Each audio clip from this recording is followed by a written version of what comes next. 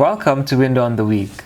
Today, we welcome the Institute of Risk Management of South Africa President and the Chief Risk Officer at Old Mutual Insure, Thabile Nyaba, to share her insights on how good governance practices create socially responsible leaders.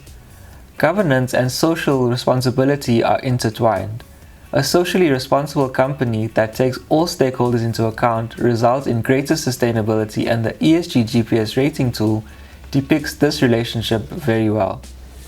Thabile has extensive and practical experience in the GRC, internal audit, and combined assurance in the private and public sectors, as well as consulting.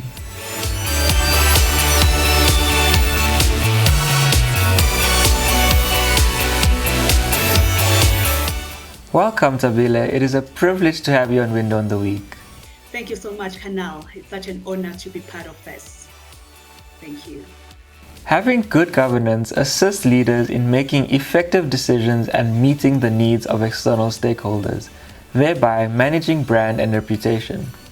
Governance is the golden thread of strategy formulation for risk appetite and risk tolerance. Is stakeholder tolerance changing, and would this impact the strategy formulation and the role of the CRO? Thank you so much, Kunaal. That is actually a very good question. But maybe let me just start by explaining from my perspective what I understand the good governance to be. So for me, it's really about building an environment of trust, transparency, accountability that is actually going to promote the ethical culture. Also making sure that the performance is great as well, but also take into account and consideration both financial and the non-financial aspects of the business that is going to result to the long-term sustainability of the organization. So with that said, definitely I believe the stakeholder tolerance is certainly changing.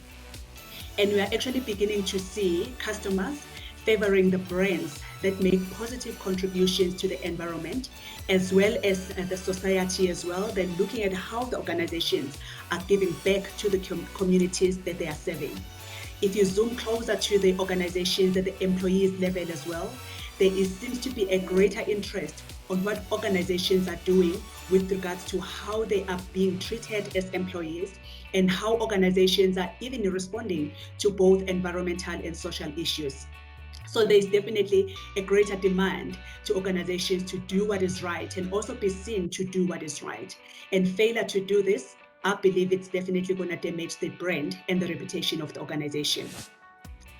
We also believe that this is starting to impact how organizations are also formulating their strategies because the business strategies now have to take into consideration the impact that they will have on different stakeholders. And on your latter part around the role of the risk management, of the CROs, definitely it is changing. And we have to wear many hats as the CROs because we also have to influence the influencers, influence the business decisions making. We have to be the business advisor as well and also be the change catalyst. So our role, I seeing it very, very much changing, but also it's changing for the good. That being said, is stakeholder capitalism top of the agenda in the risk register, with social responsibility and climate change as part of the top 10 risks for companies? Definitely. So the stakeholder capitalism is definitely changing, rapidly becoming a top agenda item for most organizations across the world. And it is clear that organizations are taking social and environmental issues very seriously. Let me just share with you what we've done recently at Old Mutual Insure.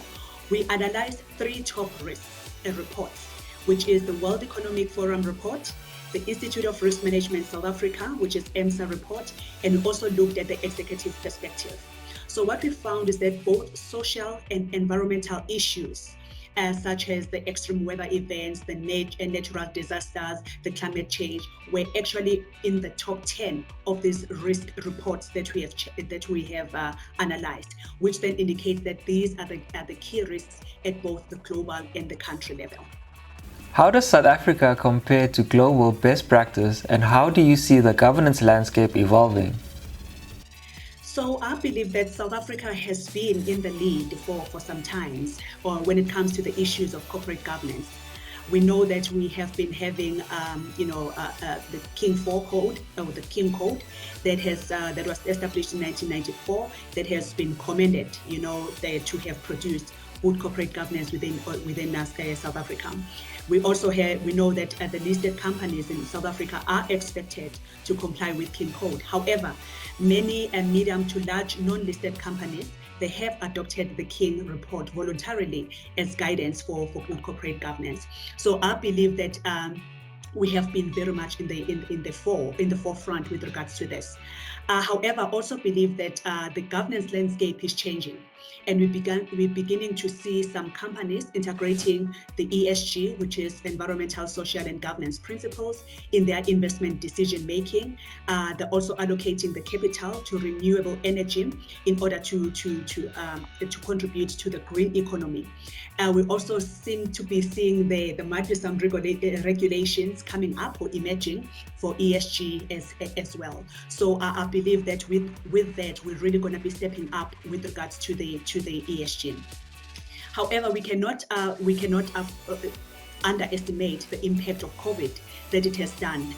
With regards to the social issues, we know poverty is on the rise. The unemployment rate is very much it's on the rise as well. So those are some of the things that might actually hold us a little bit back as South Africa in having to deal with some of these ESG matters. However, globally, my view is that we've been in the forefront around this, and we've been really playing a very significant and a forward-looking role with regards to the governance as South Africa.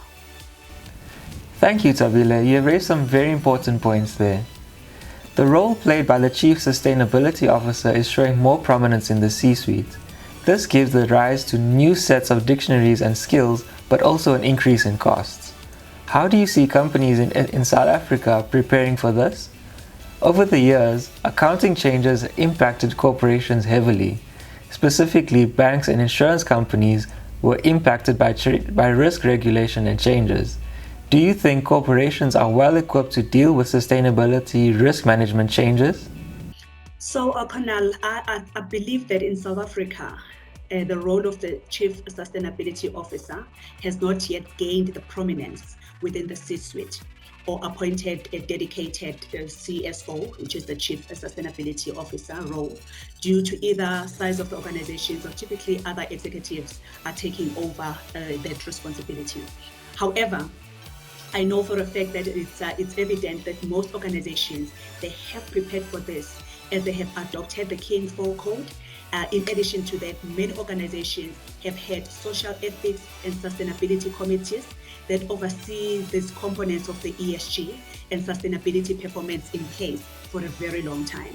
So most organizations are already producing integrated reports which incorporate the sustainability issues as well. So I believe that we are equipped for this. We might not have done it through the Chief Sustainability Officer role, but I really believe that there are different governance structures and forecasts from different organizations that look at the sustainability risk. If I just make an example, of Old Mutual, we've been making a significant progress in this area, as we have got a dedicated executive that oversees the responsible business, which is what we call, and the sustainability issues of the organization.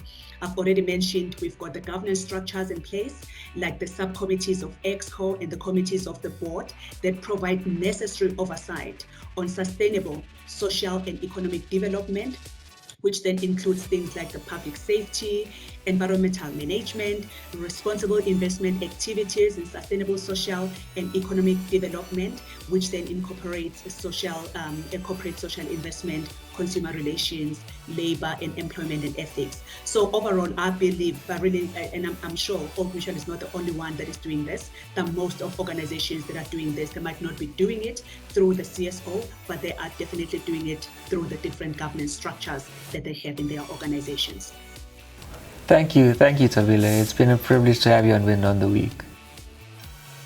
Thank you very much. You must have a beautiful week ahead.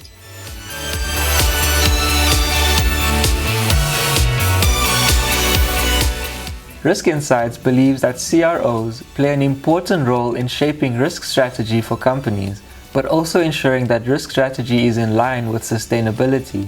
by considering all stakeholders and society at large.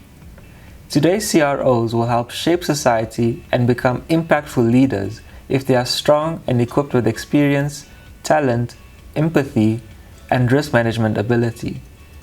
We are living in an era where traditional leadership will not cut it, but looking at risk management shifting from a micro perspective to a global perspective is critical for sustainability of corporations in South Africa and for the world. For these reasons, over the past decade, the leadership of Risk Insights has been shaping the company and its products to create a sustainable impact. I am Kunaal Kalyan and thank you for joining us for this episode of Wind on the Week. We look forward to seeing you next week. Stay safe.